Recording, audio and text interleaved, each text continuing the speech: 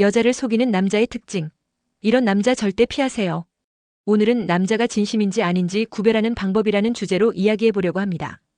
특히 오랫동안 연애를 쉬었거나 중년 이후 새로운 사랑을 시작하려는 분들에게 매우 유용한 이야기가 될 거예요. 한 번쯤 이런 고민 해보셨죠?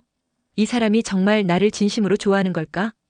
오늘의 이야기를 끝까지 들으신다면 진심인 남자를 알아보는 눈을 키우실 수 있을 겁니다. 남자의 진심을 구별하기 어려운 이유. 먼저 남자의 진심을 구별하는 것이 왜 어려운지 생각해 볼게요. 많은 여성들이 연애 초기, 특히 썸 단계에서 남자의 관심과 애정 표현에 설렘을 느낍니다. 이는 너무나 자연스러운 감정이지만 문제는 우리가 상대방의 말을 곧이곧대로 믿어버리는 경우가 많다는 점입니다. 예를 들어 오랫동안 혼자 지낸 한 여성분이 있었습니다.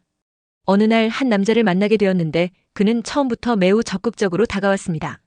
하루에도 몇 번씩 카톡을 보내고 달콤한 말을 아끼지 않았습니다. 당신은 내 운명인 것 같아요. 우리 빨리 만나서 데이트해요. 같은 말로 감정을 몰아가며 그녀를 빠르게 자신의 세계로 끌어들였습니다. 이 과정에서 여성분은 마치 오랜 시간 잊고 지냈던 여성으로서의 자신을 다시 발견한 듯한 기분을 느꼈습니다. 내가 이렇게 매력적인 사람이었나? 이 사람이 정말 내 반쪽일지도 몰라라는 생각에 빠져들었죠. 하지만 시간이 지나면서 그의 행동에 일관성이 없다는 사실이 서서히 드러났습니다. 이처럼 연애 초기에는 상대방의 적극적인 표현이 마치 진심처럼 보이지만 진실이 아닐 가능성도 있다는 점을 기억해야 합니다. 그렇다면 어떻게 진심이 아닌 남자를 구별할 수 있을까요? 진심이 아닌 남자의 공통된 특징. 진심이 아닌 남자들의 공통적인 특징 몇 가지를 정리해드리겠습니다. 이를 염두에 두시면 불필요한 상처를 예방할 수 있을 거예요. 1. 너무 빠르고 과한 애정 표현. 남자가 만난 지 얼마 되지 않았는데 사랑한다고 고백하거나 당신은 내 평생의 반쪽이라는 말을 자주 한다면 이를 경계해야 합니다. 이런 말은 듣기에는 로맨틱할 수 있지만 상대방이 진정으로 당신을 알지 못한 상태에서 나오는 과도한 표현일 가능성이 큽니다. 예를 들어 한 남자가 첫 만남에서부터 결혼 이야기를 꺼내거나 당신이 자신의 이상형이라며 적극적으로 애정을 표현한다면 이는 오히려 가벼운 감정일 수 있습니다. 상대방이 당신을 제대로 알기 전부터 결론을 내리는 태도는 진심과 거리가 멀 가능성이 높습니다. 2. 자기 자랑이 많다. 진심이 아닌 남자들은 종종 자기 자신을 과도하게 포장하려는 경향이 있습니다. 자신의 재력, 사회적 지위 혹은 성공을 과시하며 상대방에게 매력을 어필하려 하죠. 내가 이런 차를 타고 다녀요. 이번에 큰 계약을 따냈어요. 같은 말들이 예입니다. 하지만 이런 자랑은 오히려 본인의 본 모습을 숨기기 위한 방어 기제일 수 있습니다. 그가 이야기하는 내용의 진실성을 확인하려는 노력도 필요합니다. 예를 들어 그가 말한 사회적 지위나 재력에 대해 질문을 던졌을 때 대답이 모호하거나 회피한다면 이는 신뢰할 수 없는 신호일 가능성이 높습니다. 3. 불투명한 정보 제공. 진심이 아닌 남자들은 자신의 정보를 명확히 밝히지 않는 경우가 많습니다. 직업, 가족, 과거, 연애사 등에 대해 이야기하려고 하면 시선을 돌리거나 질문에 답변을 회피하는 경우가 있습니다. 또한 만약 그가 SNS나 다른 채널에서 자신의 삶을 과도하게 숨기려는 태도를 보인다면 이는 더 큰 경고 신호일 수 있습니다.